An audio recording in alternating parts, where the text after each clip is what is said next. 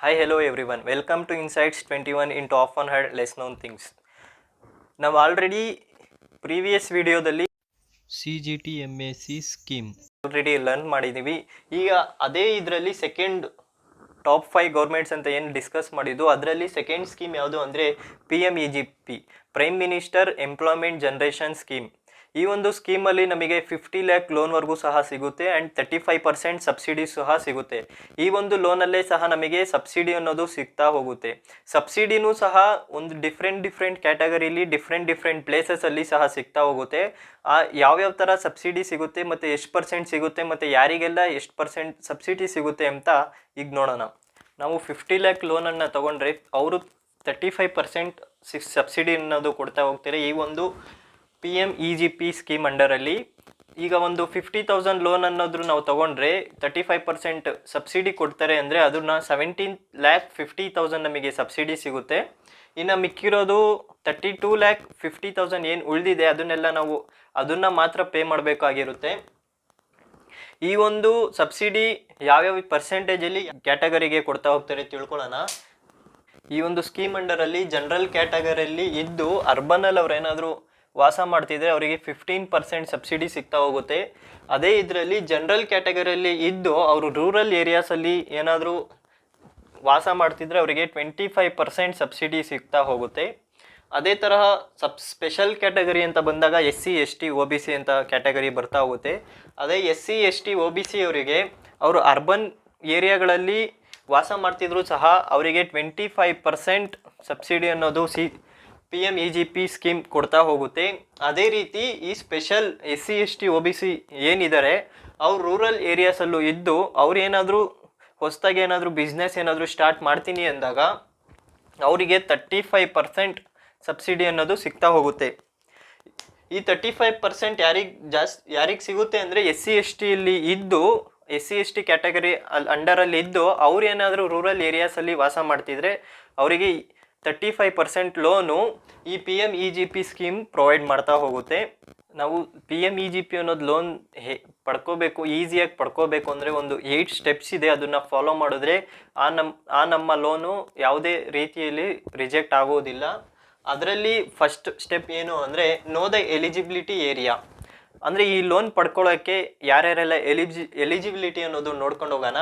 ಈ ಲೋನ್ ಪಡ್ಕೋಬೇಕು ಅಂದರೆ ನಮಗೆ 18 ಇಯರ್ಸ್ ಅಬೋವ್ ಇರಬೇಕು. 18 ಇದ್ರೂ ಪರವಾಗಿಲ್ಲ, 18 ಅಥವಾ 18+ ಇರಬೇಕಾಗುತ್ತೆ. ಈ ಒಂದು ಲೋನು ಯಾವುದೇ ಥರ ಪಾರ್ಟ್ನರ್ಶಿಪ್ ಫರ್ಮಿಗಾಗಲಿ ಕಂಪನಿಗಾಗಲಿ 1% ಕಂಪನಿಗಾಗಲಿ ಯಾವುದೇ ರೀತಿಯಲ್ಲಿ ಪ್ರೊವೈಡ್ ಮಾಡಲ್ಲ. ಈ ಒಂದು ಲೋನ್ ಓನ್ಲಿ ಫಾರ್ ಸೋಲ್ ಪ್ರೊಪ್ರೈಟರ್ಶಿಪ್ಪಿಗೆ ಮಾತ್ರನೇ ಈ ಲೋನ್ ಕೊಡೋದು. ಈ ಒಂದು ಲೋನ್ನ ಪಡ್ಕೋಬೇಕು ಅಂದರೆ ನಾವು 8th ಪಾಸ್ ಆಗಿರಬೇಕಾಗುತ್ತೆ. ಎಜುಕೇಷ್ನಲ್ ಕ್ವಾಲಿಫಿಕೇಷನ್ ಅಂತ ಬಂದಾಗ ನಾವು 8th ಪಾಸ್ ಆಗಿರಬೇಕಾಗುತ್ತೆ. ಈ ಒಂದು ಲೋನು ಯಾವುದೇ ರೀತಿ ಎಕ್ಸಿಸ್ಟಿಂಗ್ ಇಲ್ಲಿರೋ ಬಿಸ್ನೆಸ್ಸಿಗೆ ಕೊಡಲ್ಲ.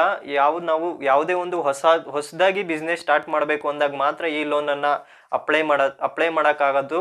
ಮತ್ತು ಯಾವುದೇ ರೀತಿಯಲ್ಲಿ ಈಗ ನಮ್ಮದು ಆಲ್ರೆಡಿ ಒಂದು ಬಿಸ್ನೆಸ್ ಇದೆ ಅದನ್ನು ನಾವು ಎಕ್ಸ್ಪ್ಯಾಂಡ್ ಮಾಡೋಕ್ಕೆ ಈ ಒಂದು ಸ್ಕೀಮ್ ತಗೋತೀವಿ ಅಂದರೆ ನಿಜವಾಗ್ಲೂ ಈ ಸ್ಕೀಮ್ ನಾವು ಪಡ್ಕೊಳಕ್ಕಾಗಲ್ಲ. ಇದು ಓನ್ಲಿ ಫಾರ್ ನ್ಯೂ ಪ್ರಾಜೆಕ್ಟಿಗೆ ಆಗಿರುತ್ತೆ ಮತ್ತು not for other scheme beneficiaries. ಹಿಂಗೇನು ಅಂದರೆ ನಾವು ಯಾವುದೇ ಅಂಡರ್ ಗೌರ್ಮೆಂಟಲ್ಲಿ ಯಾವುದೇ ರೀತಿ ಬೇರೆ ಥರ ಸಬ್ಸಿಡಿ ಆಗಲಿ ಯಾವುದೇ ಸ್ಕೀಮ್ನ ಬೆನಿಫಿಷರಿ ಪಡ್ಕೊಂಡಿದ್ರೆ ಈ ಲೋನ್ನ ನಾವು ಅಪ್ಲೈ ಮಾಡೋಕ್ಕಾಗೋದಿಲ್ಲ. ನೋ ಇನ್ಕಮ್ ಸೀಲಿಂಗ್ ಅಂದರೆ ನಮಗೆ ಮಂತ್ಲಿ ಅಥವಾ ಇಯರ್ಲಿ ಎಷ್ಟೇ ಇನ್ಕಮ್ ಬಂದ್ರೂ ಇದಕ್ಕೆ ಯಾವುದು ಮ್ಯಾಟ್ರ್ ಆಗಲ್ಲ. ನಮಗೆ monthly per annum 1 lakh 5 lakh or 10 lakh or 1 crore income ಬಂದ್ರೂ ಸಹ ಇದಕ್ಕೆ ಯಾವುದೇ ಎಫೆಕ್ಟ್ ಆಗೋದಿಲ್ಲ. ಲೋನ್ ನಮಗೆ ಆರಾಮಾಗಿ ಸಿಗುತ್ತೆ. ಇದನ್ನೆಲ್ಲ ಈ ಎಲಿಜಿಬಿಲಿಟಿ ಏರಿಯಾ ಅನ್ನೋದು ಇದನ್ನೆಲ್ಲ ತಿಳ್ಕೊಂಡು ಆಮೇಲೆ ಅಪ್ಲೈ ಮಾಡಬೇಕಾಗುತ್ತೆ. ಆಗ ಯಾವುದೇ ತರಹ ಲೋನ್ ರಿಜೆಕ್ಟ್ ಆಗೋದಿಲ್ಲ. ಆಫ್ಟರ್ ಫಸ್ಟ್ ಸ್ಟೆಪ್ ಆಮೇಲೆ ನಾವು approach the bank and apply the loan through PMEGP portal. ನಾವು ಡೈರೆಕ್ಟಾಗಿ PMEGP ಪೋರ್ಟಲಲ್ಲೇ ನಾವು ಅಪ್ಲೈ ಮಾಡ್ಕೋಬೋದು. ಅಂದರೆ ಅದು ಲೋನ್ ಸ್ಯಾಂಕ್ಷನ್ ಆಗಲು ಕಷ್ಟ ಆಗುತ್ತೆ. ಅಂದರೆ ಒಂದೊಂದು ಸತಿ ರಿಜೆಕ್ಟ್ ಆಗ್ಬೋದು. ನಾವು ಬ್ಯಾಂಕ್ ಹತ್ರ ಹೋದರೆ ಅವ್ರು ಬ್ಯಾಂಕ್ ಮ್ಯಾನೇಜರು ಮಾತಾಡಿ ನಮಗೆ ಲೋನ್ ಕೊಡಿಸ್ಬಹುದು. PMEGP approach the bank and apply the loan through PMEGP portal. ಈ ನಾವು ಏನು ಅಪ್ರೋಚ್ ಮಾಡ್ತೀವಿ ಬ್ಯಾಂಕ್ ಮ್ಯಾನೇಜರ್ ಹತ್ರ ಹೋಗಿ ಅಪ್ರೋಚ್ ಮಾಡಿ ನಾವು PMEGP ಪೋರ್ಟಲಲ್ಲಿ ಲೋನ್ನ ಅಪ್ಲೈ ಮಾಡೋಕ್ಕೆ ಹೋದಾಗ ಬ್ಯಾಂಕ್ ಅವರು ಅಪ್ಲೈ ಮಾಡಿದ್ಮೇಲೆ ಇಂಪ್ಲಿಮೆಂಟಿಂಗ್ ಏಜೆನ್ಸಿ ಯಾವುದು ಅಂದರೆ khadi and village industry commission, khadi and village industry board, district industry centre ಅವರಿಗೆ ಫಾರ್ವರ್ಡ್ ಮಾಡ್ತಾರೆ. ನಾವು ಏನು ಅಪ್ಲೈ ಮಾಡಿದ್ದೀವಿ ಆ ಲೋನ್ನ. ಅವರು ವಿತಿನ್ 5 ವರ್ಕಿಂಗ್ ಡೇಸಲ್ಲಿ ನಮಗೆ ಕಾಲ್ ಮಾಡ್ತಾರೆ. ಅಂದರೆ ಬಿಸ್ನೆಸ್ ಪರ್ಪಸ್ ಏನು ಅಂತ ಎಲ್ಲ ತಿಳ್ಕೊಳ್ಳೋಕ್ಕೋಸ್ಕರ ಕಾಲ್ ಮಾಡ್ತಾರೆ. ಆಗ ನಾವು ಕಾಲಲ್ಲಿ ನಮ್ಮ ಬಿಸ್ನೆಸ್ ಪರ್ಪಸ್ ಏನು, ನಾವು ಏನಕ್ಕೆ ಸ್ಟಾರ್ಟ್ ಮಾಡ್ತಿದ್ದೀವಿ ಅಂತ ಹೇಳಿದಾಗ ಅವರು ಲೋನ್ನ ಸ್ಯಾಂಕ್ಷನ್ ಮಾಡಲು ಮುಂದೆ ನೆಕ್ಸ್ಟ್ ಸ್ಟೆಪ್ಪಿಗೆ ಹೋಗ್ತಾರೆ. ನಾವು ಲೋನ್ ಅಪ್ಲೈ ಮಾಡಿದ್ಮೇಲೆ ಏನು 3 ಏಜೆನ್ಸೀಸ್ ಇದೆ, ಇಂಪ್ಲಿಮೆಂಟಿಂಗ್ ಏಜೆನ್ಸೀಸ್, ಅವರು ನಮ್ಮ ಏನು ಅಪ್ಲೈ ಮಾಡ್ತೀವಿ ಅದನ್ನು ಕರೆಕ್ಷನ್ ಮಾಡಿ ಮತ್ತು ಏನಾದರೂ ಅದರಲ್ಲಿ ಮಿಸ್ಟೇಕ್ಸ್ ಇದ್ದರೆ ಅದನ್ನು ಕರೆಕ್ಟ್ ಮಾಡಿ ಮತ್ತು ನಮ್ಮ ಪರ್ಪಸ್ ಏನು, ನಾವು ಈ ಸೊಸೈಟಿಗೆ ಹಾರ್ಮ್ ಥರ ಇದೆಯಾ ನಮ್ಮ ಬಿಸ್ನೆಸ್ಸು, ಇಲ್ಲ ಹೆಲ್ಪ್ ಆಗೋ ಥರ ಇದೆಯಾ ಅಂತ ಎಲ್ಲ ಚೆಕ್ ಮಾಡಿ ಅವರು ನೆಕ್ಸ್ಟ್ ಸ್ಟೆಪ್ಪಿಗೆ ಪ್ರೊಸೀಡ್ ಮಾಡ್ತಾರೆ. ನಾವು ಬ್ಯಾಂಕಲ್ಲಿ ಲೋನ್ ಅಪ್ಲೈ ಮಾಡೋದಾದಮೇಲೆ ಆ ಸ್ಯಾಂಕ್ಷನ್ ಲೆಟರ್ನ ಇಂಪ್ಲಿಮೆಂಟೇಷನ್ ಏಜೆನ್ಸಿಯವರಿಗೆ ಮತ್ತು ಯಾರು ಲೋನ್ ಅಪ್ಲೈ ಮಾಡಿರ್ತಾರೆ ಅವರಿಗೆ ಬರುತ್ತೆ ಆ ಲೋನ್ ಸ್ಯಾಂಕ್ಷನ್ ಆಗಿದೆ ಅಂತ ಲೆಟರು. ಮತ್ತು ಆ ಲೆಟರ್ನ ಸ್ಯಾಂಕ್ಷನ್ ಲೆಟರ್ನ ಎಂಟರ್ಪ್ರಿನಿಯರ್ EDP ಪೋರ್ಟಲ್ ಅವರಿಗೆ ಮೇಲ್ ಮಾಡ್ತಾರೆ. EDP ಪೋರ್ಟಲ್ ಅಂದರೆ entrepreneur development programme. Loan sanction ಆದಮೇಲೆ ಆ ಒಂದು ಸ್ಯಾಂಕ್ಷನ್ ಆಗಿರೋ ಲೆಟರ್ EDP ಪೋರ್ಟಲಿಗೆ ಹೋಗುತ್ತೆ.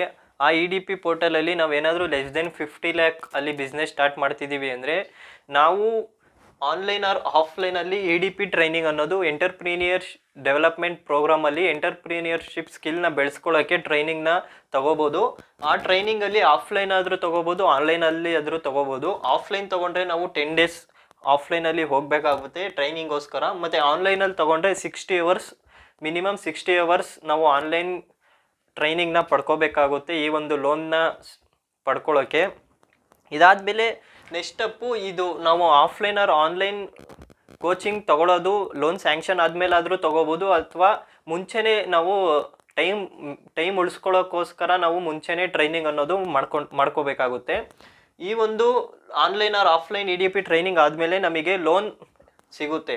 ಆಫ್ಟರ್ ನಮಗೆ ಲೋನ್ ಸಿಕ್ಕಿದ್ಮೇಲೆ ಸಬ್ಸಿಡಿ ರಿಲೀಸ್ ಆಗುತ್ತೆ.